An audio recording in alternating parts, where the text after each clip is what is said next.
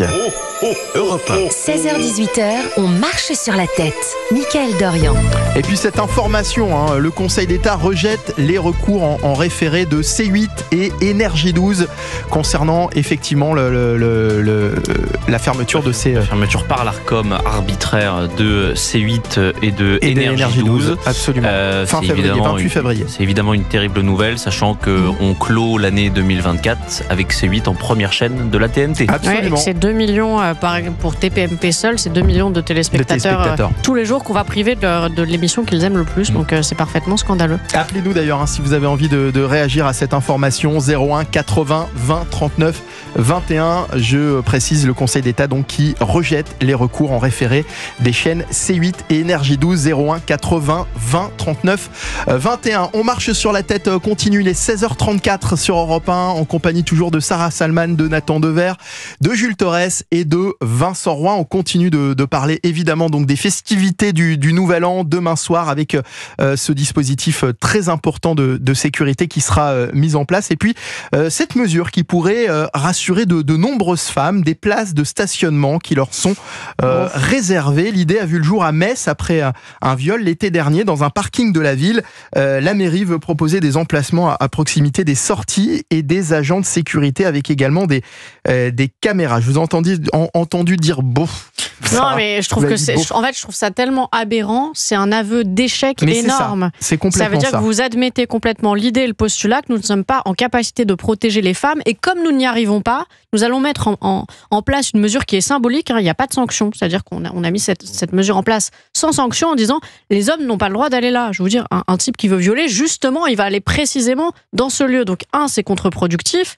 Et deux, vous admettez l'idée qu'en fait, on peut tellement pas réussir à protéger les femmes dans cette société qui sont victimes d'une minorité d'hommes finalement, qu'on va les séparer. Non, ça marche pas comme ça. Dites-nous si c'est une bonne ou une fausse bonne idée au standard d'Europe 1 01 80 20 39 21, des parkings réservés aux femmes pour justement éviter les agressions. Alors que, vous voyez, on mettrait un vigile, on mettrait plus de caméras de surveillance, eh bien on pourrait éviter cette situation.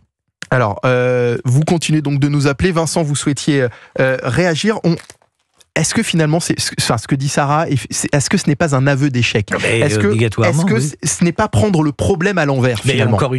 Encore une fois, c'est prendre le problème à l'envers. C'est-à-dire que effectivement, on est maintenant obligé, non pas de sanctionner ceux qui commettent l'infraction, mais pour la prévenir, de prendre un certain nombre de mesures qui sont contraignantes, effectivement, parce qu'imaginons un homme tout à fait sain qui veut garer sa voiture à cet endroit-là précisément, n'aura plus le droit puisque ce seront des places réservées aux femmes. Alors on comprend très bien qu'on doit protéger les femmes, puisqu'on n'a pas trouvé d'autres solutions. Il est difficile de changer les mentalités. La preuve, encore une fois, voilà, tout ce déferlement de violence qui jaillit dans ce pays, parce que le viol est un acte extrêmement violent, eh bien, ne sachant pas y faire face, on trouve des pis-aller. Et le pis-aller, là, en l'espèce, eh bien, sont les places de parking pour les femmes. Oui, c'est un constat d'échec. Alors, on règle pas le problème. Puis il n'y a pas que le viol, il y a les agressions, les violences, les vols. Nathan Dever. Malheureusement... En effet, d'abord, cette idée, elle est triste, même si elle a une efficacité. C'est extrêmement triste et c'est extrêmement dérangeant, c'est révoltant de se rendre compte qu'aujourd'hui, les femmes se retrouvent dans des situations où, dans l'espace public, elles sont sans cesse en train d'encourir le danger d'une menace, d'une agression sexuelle, d'un harcèlement. Vous savez que 100% des femmes qui prennent le métro à Paris ont déjà vécu une situation de harcèlement ou d'agression sexuelle. 100% des femmes. Et donc ça doit évidemment, je pense, nous alerter sur le fait qu'il y a aujourd'hui en France, comme dans la plupart des sociétés d'ailleurs, une situation, ce que certains appellent de culture du viol, d'absence de culture du consentement, de problèmes en tout cas globalement avec les agressions sexuelles, avec le harcèlement sexuel et avec les viols. Face à ça, quelle est la solution magique ? Moi, je ne saurais pas vous dire, et je pense que personne ici ne saurait dire, il y a une solution qui fera disparaître les viols en France. Non, mais comme le dit Sarah, c'est-à-dire davantage de vigiles, davantage de caméras de surveillance, plutôt que de dire, voilà, on installe des places ici réservées aux femmes, et en plus on sanctionne même pas les hommes, donc ça n'a aucun sens. Davantage de vigiles, davantage de caméras de surveillance, bien sûr.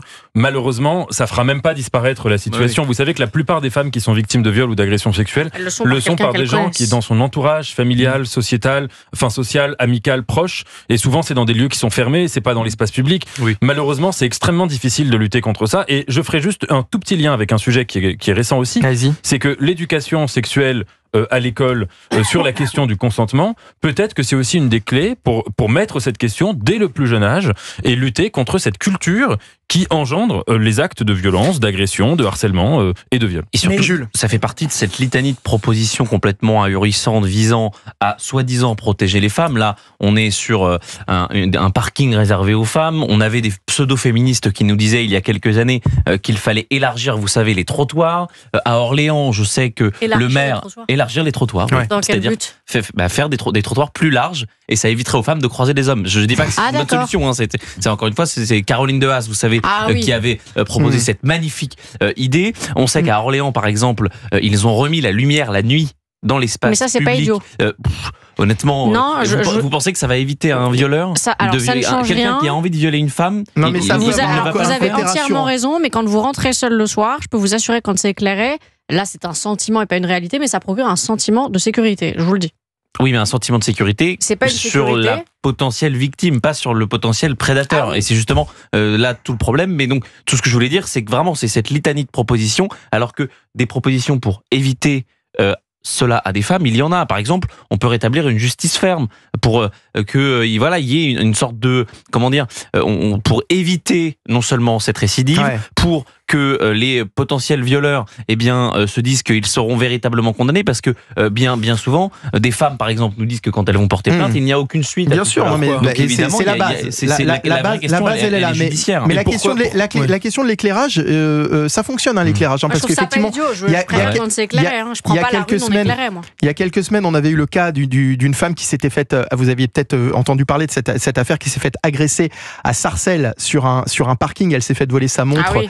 et ses chaussures, et puis elle s'est faite casser le nez. Enfin, Oui. voilà, c'était assez terrible. On avait pu voir les images, et elle s'était faite effectivement agresser sur un parking qui n'est pas éclairé la nuit et qui est régulièrement connu pour justement des agressions et pour ce type de choses. Donc évidemment, encore une fois, c'est pas la solution, c'est pas régler le Mais c'est problème. une que des dans tous les solutions. cas, Vous entendez voilà. là avec Oui. Vincent les Roy. vigiles, la multiplication des vigiles, des caméras de surveillance, alors l'éclairage, j'y souscris, mais voilà. Enfin, ça devient, vous vous rendez compte, ça devient Dans la société. non mais ça devient étouffant.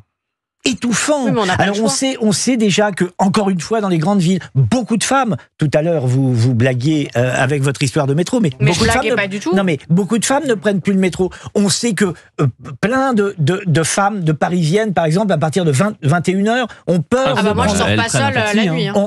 Voilà, elles Jamais. prennent un taxi, ont peur de prendre un métro. Donc, ça fait quand même des vies au quotidien, des vies extrêmement contraintes, des vies où il faut sans cesse faire attention, se surveiller, etc. Ça devient quand même très Non, mais étouffant non, mais et très c'est- contraignant. Je suis pas tout à fait Nathan. d'accord avec votre tableau pour une raison. Enfin, évidemment que la situation du viol, des agressions sexuelles, le danger qui pèse sur les femmes, évidemment que c'est étouffant, insupportable, voilà. Mais il faut quand même noter une chose.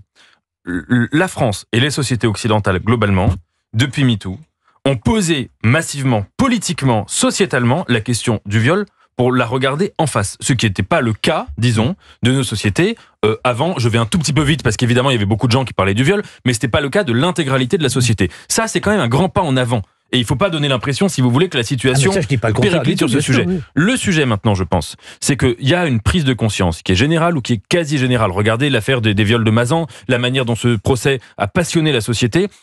On est quand même globalement capable de voir le sujet en face. Maintenant, comment on lutte pratiquement concrètement contre le fait qu'il y ait chaque année des milliers de viols, d'agressions sexuelles, de faits de harcèlement dans tous les milieux, dans la rue, dans les foyers conjugaux, dans les rapports entre amis, dans les milieux professionnels. Comment on lutte pratiquement contre ça? Et je pense quand même que, évidemment, la question de la répression, elle est importante, évidemment la question de la surveillance, les caméras de surveillance, tout ce que vous voulez, mais qu'il y a la question de l'éducation. Faire en sorte, toute la question qui va se poser, autrement dit, la génération qui est née après MeToo, Oui. quel va être son rapport au désir? Vous savez qu'en français, quand on dit séduire, vous savez ce que ça veut dire séduire? Enfin, Ça veut c'est dire très bien. séduquere.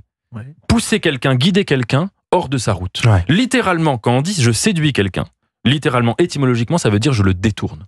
Déjà même, dans notre rapport au langage, on a cette idée que le sexe, c'est détourner quelqu'un de sa propre personne, de son identité, de son propre désir. Vous voyez comment les choses qu'est-ce que ça veut dire? Ça veut dire qu'il y a quelque chose qui ne va pas à l'origine déjà. À l'origine, bien sûr, dans notre société, dans toutes les sociétés. Et que ce travail de conscience, on doit le faire collectivement, et on doit le faire, je pense, notamment face aux générations qui sont en train d'arriver aujourd'hui, qui sont en train de découvrir les questions du désir, et que c'est, à mon avis, un aspect qui est central, et c'est pas uniquement le répressif qui nous permettra de lutter contre les viols et les agressions. Ce que vous dites pour ce domaine-là en particulier est vrai pour beaucoup d'autres. L'éducation est de toute façon à la racine de tout. Les gens qui vont dégrader des abribus, etc., déjà, à la racine, l'éducation, leur réapprendre ce qu'est l'autorité, le respect du bien public, tout ça peut aussi en passer par l'éducation. On a le même sujet depuis 40 minutes. C'est effectivement la mère de toutes les batailles. Finalement. Toute la difficulté que nous avons maintenant, c'est que pour